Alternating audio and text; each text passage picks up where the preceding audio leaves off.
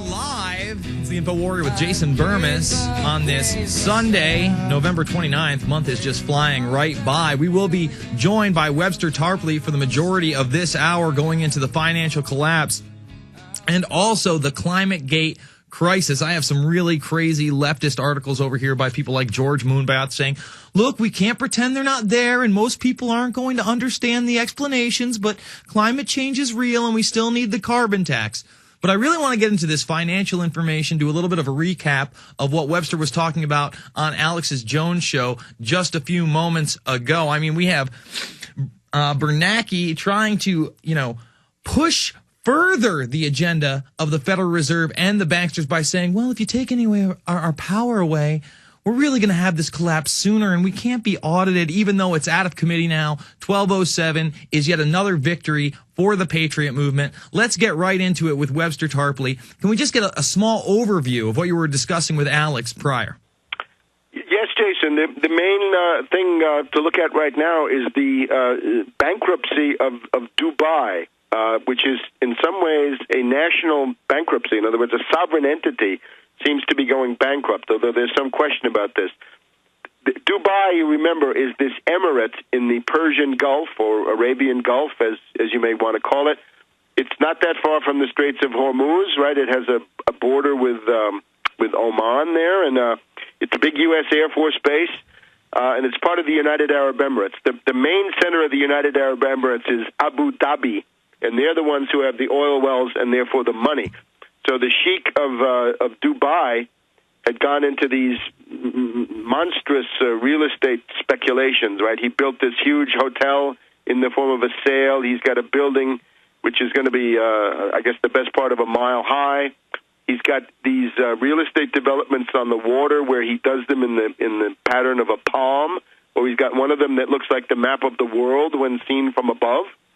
And all of this stuff had been mainly invested in by the British, and now he's bankrupt. That is to say, he claims he's not bankrupt. The Emir of Dubai is a degenerate by the name of Maktoum, and this is somebody who has slaves, right? As all of these emirates, this was a guy who was big into camel racing, and the camel jockeys, it turns out, were small boys who had been kidnapped for the purpose of being camel jockeys and kept as slaves, probably for other reasons too, which we won't go into.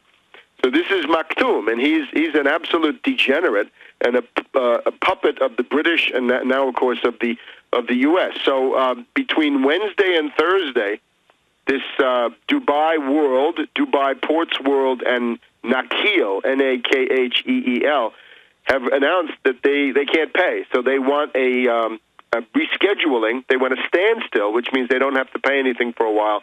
Then they want to reschedule, and then of course it means that they're in default, right? They're essentially bankrupt because they've stopped paying, and that has caused a world stock market panic. It was not seen too much here in the U.S. because the markets were closed on Thanksgiving on Thursday, and then there was only this short session, right, just the morning of Friday.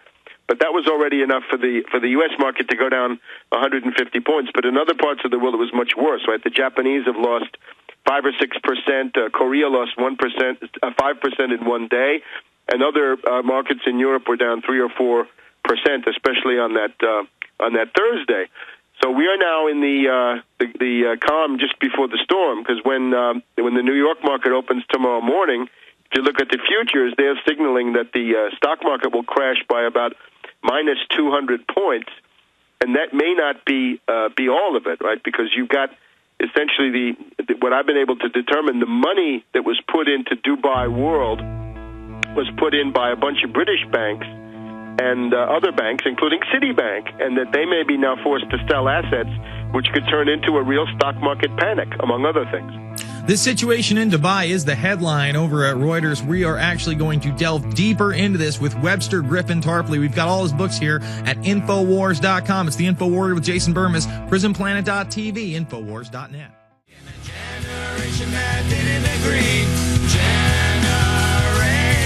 We are back Back live, it's the InfoWarrior with Jason Bermas. We are joined by Webster, Griffin, Tarpley. This is the headline out of Reuters. United Arab Emirates moves to counter Dubai fallout, but markets wary. The United Arab Emirates offered banks emergency support on Sunday, the first steps to ease fears that a looming debt default by two of Dubai's flagship firms could derail the global economic recovery, as if the recovery was actually taking place. Now, this is something we have covered before on the show, but not as in depth.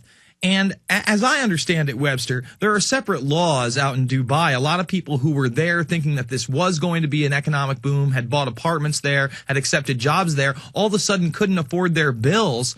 And they left the country in fear of actually being imprisoned because the system is so different there. And like you said, they were building these lavish hotels. They were also building these artificial type islands out in the water that were just a spectacle. I couldn't even believe it. You can go to Google Earth if you don't believe me and go check these man-made objects out. So what does this all mean? I mean, is this a bailout for these people? This United Arab Emirates offering bank emergency support? What does it mean? Well, the idea is that the United Arab Emirates, and in particular the Abu Dhabi part of it, is that's where the money is. The Emirates are, I think there are 7 or 8 of them, but the only 2 that amount to anything are Dubai, which is the one with these huge buildings, which is bankrupt now, and then Abu Dhabi with the oil wells and the money. The bailout, if it's real, would be that the emir of Abu Dhabi comes to the aid of his fraternal degenerate brother, the emir of Dubai, with this money. But I don't believe this, frankly. I think this is just a press release because I don't see it happening. Because who guarantees us that the emir of Abu Dhabi is able to do this in the present situation? I don't. So, do you think this is a maneuver to stall the actual situation? Pardon me? Is this a maneuver to stall the actual situation by saying, yes, we're going to come in? To avoid a world panic on Monday morning, because otherwise that's what you're going to have. Let me just go through this now. The British banking system has already been fatally weakened a year ago in the wake of Lehman Brothers. And remember, the British helped to force Lehman Brothers into bankruptcy. So now they've sown the whirlwind, and now they're going to harvest it. The big banks holding the bag for the Emir of Dubai are Hong Kong Shanghai Banking Corporation, 10 billion pounds of debt. Now, this is the old Hong Kong one, the one that's implicated in all the stories about narcotics coming out of China and so forth. So that's HSBC, 10 billion in debt. Then you have Barclays Bank. Barclays Bank is one that you, the American taxpayer, bailed out through the bailout, through the graces of Geithner. They are owed £3 billion. So it's about $4.5 billion to $5 billion.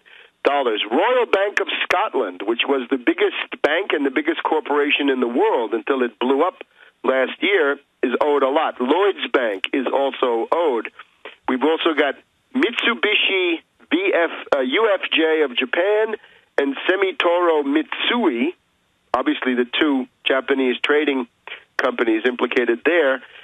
You've also got Citibank. And when you get to Citibank and Citigroup, that's where you have to worry. It would be a good thing to audit the Fed. It would be a far better thing to seize the Fed and nationalize it immediately, because otherwise, if you audit it, you will know that Bernanke is putting money into Citibank to cushion them against losses from Dubai. Better is to own it as the American government and say, no, we're not going to do that. And we have all of these stories now about people scurrying around the world trying to put together different bailout packages and different things for tomorrow morning. Again, one of them is that Dubai seems to own the Queen Elizabeth II, so they may have to hawk.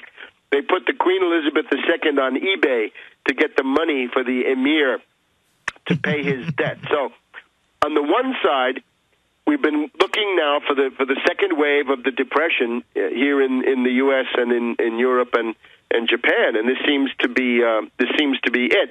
In other words, since March, we've had Bernanke with 0% Federal Reserve lending to banks only, not to production, only to parasitical banks, credit card companies, insurance companies, and so forth. So that has created an asset bubble, right? The Dow Jones has gone from 6,500 to over 10,000, and now that is a candidate to collapse again because there was nothing real in it anyway. It was simply an asset bubble based on 0% lending. Here's the other thing, though, is the dollar carry trade. The dollar carry trade is you're a bank here, you go to the Federal Reserve, you borrow for 0%, and then you send that money overseas to some emerging market, which is much riskier, but where the returns are much higher. Notice also when this happens, that's what puts such a tremendous downward pressure on the dollar, because you're generating this hot money at the Fed, and then that is used to buy a foreign currency, sell the dollar, so that drives the dollar down. If you want to do something to make the dollar a little healthier, one thing to do would be to end that practice. But now let's look at the countries where this stuff has been going. That hot money from the U.S. dollar carry trade has been going to places like Greece, like Hungary, Latvia, Estonia, Turkey, the Ukraine, Qatar, Ireland, Malaysia, India, Russia.